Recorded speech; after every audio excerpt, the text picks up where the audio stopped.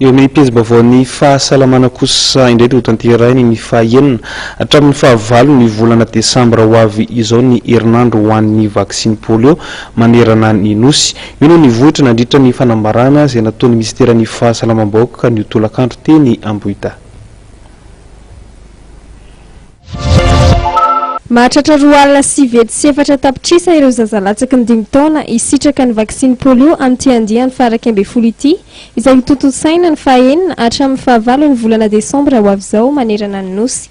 Vaksiny izay tokony ho tanterahana tamin'ny volana oktobra lasa teo fa nahemotra noho ny tsao miely maro samihafa sy noho ny valana aretina pesta araka ny nambaran'ny ministeran'ny fahasalamam-bahoaka. Fanometanana isika hamonjitra ny polio. Raha tamin'ny 4 sy 2015 dia nandalo teto amin'ity firenentsika ity ilay atao hoe poliomelita virus VDPV izay namakivaky a Madagasikara.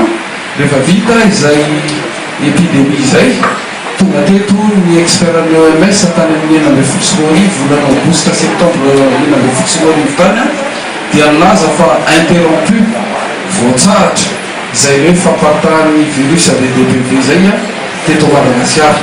Ary tonga teto ireo expertn'ny OMS izay atao hoe Obra 5 zany nanao hoe Obra 5 dia nilaza zareo fa ny protocole zany raha eran'izao tontolo izao dia misy ny fanaovana vaksiny après ny épidémie na polio dia isaky ny enimbolana. Mahavelom-bolo tanteraka ny hetsika hanaovana ny vaksiny polio satria tsy nisy nitrangana aretina niseho tamin'ny taona 2014 lasa teo. Vaksiny entina hitsinjovana ny ankizy ny vaksiny polio ikendrena ny fahasalaman'ny vahoaka eny anivon'ny fiarahamonina. Lahara-pahamehan'ny ministera mba ho ripaka hatramin'ny 700 ny tanjona amin'ity vaksiny ity.